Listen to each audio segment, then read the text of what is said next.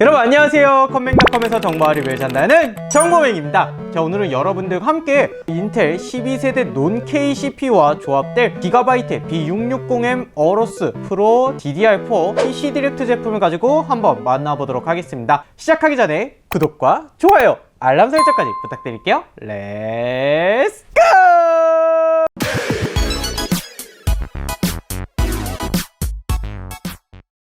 자, 오늘 여러분들과 함께 만나볼 내용, 제가 진짜 12세대 논-K CPU를 조금 타이트한 일정에 여러분들께 빠르게 또 전달해드리고자 이렇게 새벽까지 열심히 테스트를 하고 있습니다. 오늘 만나볼 내용은요, 바로 인텔 논-K죠. i5 12400 PC 디렉트 유통 제품을 가지고 한번 만나보도록 하겠습니다. 여기에 비교될 제품은요, 바로 인텔의 i5 11400 기존 세대의 제품과 비교를 할 건데요. 우선은 이 11세대를 잠깐 치워두고 12세대 그리고 B660 보드에 대해서 한번 소개를 해보도록 하겠습니다. 우선 12세대 CPU 같은 경우에는 기존과 다르게 LG1700 소켓으로 바뀌어 있고요, DDR5 메모리를 지원을 하고 있죠. 하지만 실질적으로 DDR5 메모리를 실사용자가 구하기도 힘들고 저희도 기존에 샘플을 구하기 굉장히 힘들었을 정도로 현 시점에서 DDR5는 맞지가 않다라고 생각을 하신 건지 PC 디렉트 측에서도 DDR4 메모리를 사용할 수 있는 메인보드를 보내주셨습니다. 오늘 만나볼 12400 같은 경우에는 6코어 12스레드로 구성이 되어 있는 CPU입니다. 기존에 제가 빅 리틀 코어를 설명드렸는데 이 제품은 그 전에 만들던 CPU 그대로 빅코어만 존재를 한다고 보시면 될 것 같습니다. 그렇기 때문에 6코어에 딱 2배인 스레드 12개를 갖춘 걸 볼 수가 있고요. 10나노 공정으로 제작이 되어 있고 기본 클럭 2.5GHz 클럭에서 터보 클럭 4.4GHz 클럭의 성능을 가지고 있는 CPU입니다. L3 캐시 메모리는 18메가가 나오고 있고요. 65W의 TDP를 가지고 있습니다. 여기에 PL2라고 불리는 최대 맥스 TDP 같은 경우에는 117W를 보여주는 걸 알 수가 있네요. 자, 기존 대비해서 L3 캐시 메모리도 무려 50%나 증가된 모습을 보여주고 있고요. 14나노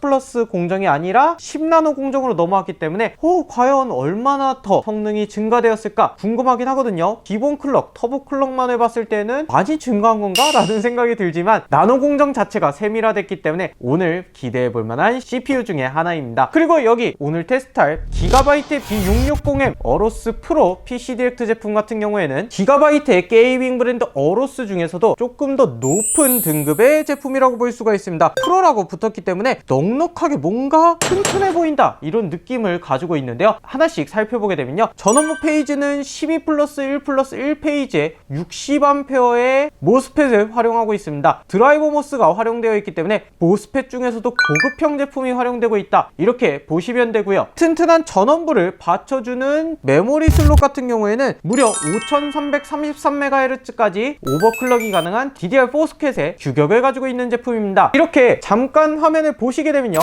여러분들 기가바이트의 B660M 어로스 프로 같은 경우에는 B560에 이어서 똑같이 램 오버클럭, 그 다음에 전원, 전력 제한 해제가 가능한데요. 자, 트위커 부분에서 오버클럭 부분을 설정할 수가 있습니다. 자, 여기서 메모리 세팅에서 여러분들이 메모리 클럭이나 메모리 타이밍을 설정하고 전압을 주시게 되면 오버클럭이 되는 걸 알 수가 있습니다. 메모리 오버클럭이 B560부터 가능했기 때문에 B660 보드도 그대로 메인보드에 램 오버클럭이 가능한 걸 확인할 수가 있습니다. 빅 리틀 코어가 있는 K버전이 있는 만큼 이 제품에서는 K버전을 노렸다는 부분도 볼 수가 있는데요, 바로 빅코어만 동작하는 기능을 선택할 수도 있고요, 빅 리틀 코어 모두 다 올코어로 동작을 하면서 성능을 좀 더 끌어올릴 수 있는 부분도 선택을 할 수가 있습니다. 자, 이렇게 신경 쓴 모습을 가지고 있는 보드인데요, 여기에 더불어서 조금 변화된 부분이라면 Z60 대비해서는 PCI 5.0을 지원하진 않고요, PCI 4.0을 지원하고 있는 상태입니다. 여기에 NVMe 소켓도 PCI 4.0에 젠4 곱하기 4의 속도를 지원하고 있기 때문에 무려 7000메가까지의 읽기 속도를 지원하는 걸 알 수가 있습니다. 그리고 2.5GB의 듀얼랜도 지원을 하고 있고요, 풍부한 USB 포트도 만나볼 수가 있습니다. 그 외에도 썬더볼트 소켓이나 C타입의 전면부 포트,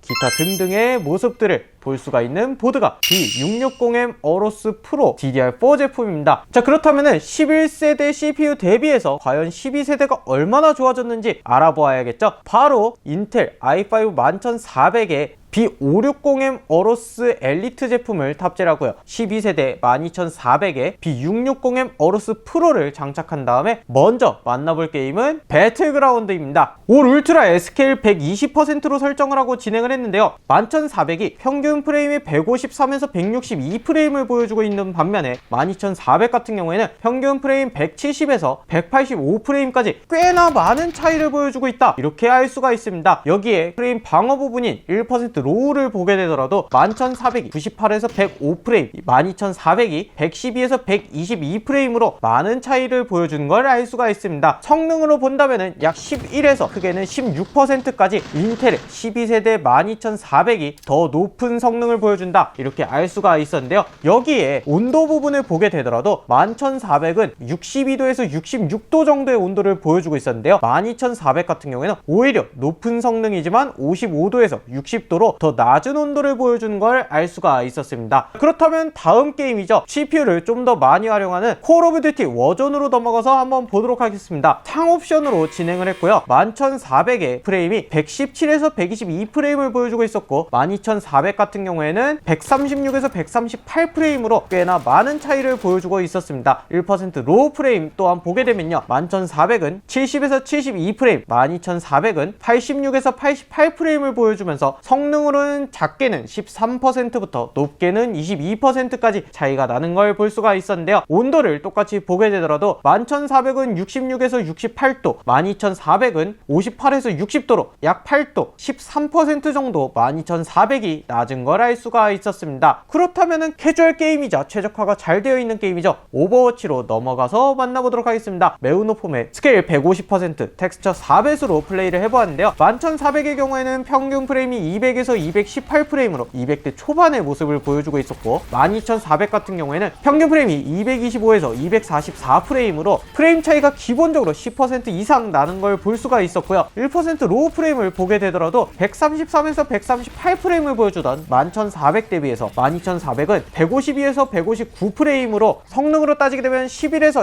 15%까지 차이가 나는 걸 볼 수가 있었습니다. 오버워치 온도 같은 경우에는 조금 차이가 덜하지 않을까라고 생각을 했는데요. 11400이 65에서 66도, 12400 같은 경우에는 58에서 59도를 보여주면서 똑같이 약 7도 정도 온도가 낮은 부분을 알 수가 있었습니다. 자, 그렇다면 다음 게임이죠. 다이렉트 12 기반 포르자 호라이즌 4로 넘어가서 한번 벤치마크를 보게 되면요. 11400의 평균 프레임은 141프레임을 보여주고 있었고 12400의 평균 프레임은 165프레임을 보여주고 있었습니다. 17%나 12400이 더 높은 프레임을 보여주고 있었는데요. 여기에 CPU 시뮬레이션 렌더 부분을 보게 되더라도 12400이 11400 대비해서 16%에서 18%나 높은 점수를 보여주는 걸 알 수가 있었습니다. 그렇다면 이 내용이 과연 벤치마크에서도 똑같은 결과가 나오는지 먼저 시네벤치 릴리즈 23부터 보도록 하겠습니다. 두 CPU의 멀티 점수를 먼저 보게 되면요. 12400은 12270점대의 점수를, 11400 같은 경우에는 8750점대의 점수를 보여주고 있었습니다. 이로써 11400 대비해서 약 40% 정도 12400이 높다, 이렇게 볼 수가 있었고요. 싱글 코어적인 점수를 보게 되더라도 1310점을 보여주던 대비해서 1680점대를 보여주면서 약 27.7% 정도 12400 CPU 쪽이 더 높은 모습을 보여줬다, 이렇게 알 수가 있었습니다. 자, 여기에 그래픽카드까지 측정하는 3D 마크의 파이어 스트라이크를 만나보게 되면요. 총점은 26800점대로 11400 대비해서 피직스 점수는 16.3%나 높은 모습을 보여주게 되었고요. 그래픽이랑 결합한 총점에서도 약 3.7% 정도 12400이 높았다, 이렇게 알 수가 있었습니다. 다이렉트 12 기반 타임 스파이를 보게 되더라도 CPU 점수 자체는 15.2% 정도 12400 쪽이 높은 편이었고 총점을 보게 되더라도 11400 대비해서 약 3.5% 정도 12400이 높은 모습을 보여주는 걸 알 수가 있었습니다. 여기에 압축 프로그램 반디집으로 여러분들 압축 테스트를 했을 때에는요, 11400 쪽이 10분 48초의 압축 성능을 보여주고 있었을 때 12400 같은 경우에는 9분 22초로 약 14% 정도 단축시켜주는 모습까지 작업에서 알 수가 있었습니다. 오늘 테스트한 메인보드 같은 경우는 B660M 어로스 프로라는 제품으로서 충분히 고급형이라서 그런지 논 K 뿐만 아니라 K 논K 제품에서도 충분한 성능을 보여주겠다라는 부분을 알 수가 있었는데요.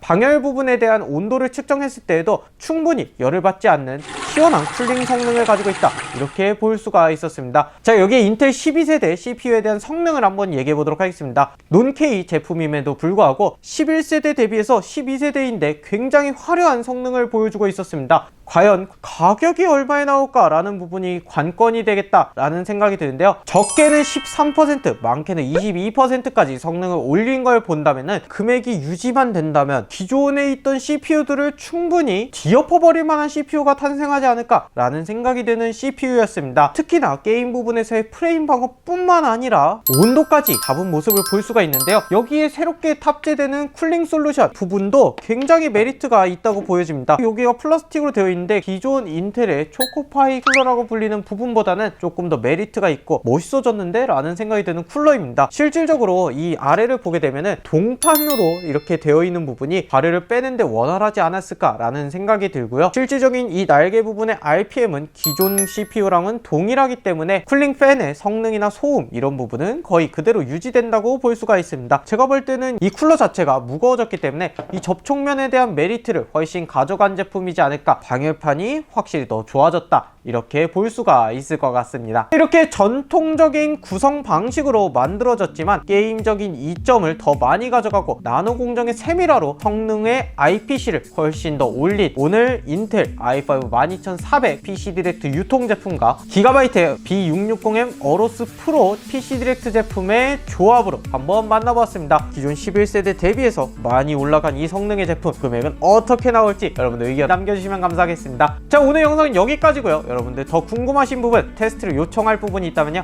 아래 댓글로 남겨주시면 감사하겠습니다. 마지막으로 구독과 좋아요, 알람 설정 부탁드리면서 저는 오늘 영상 마치도록 할게요. 여러분 안녕. 안녕.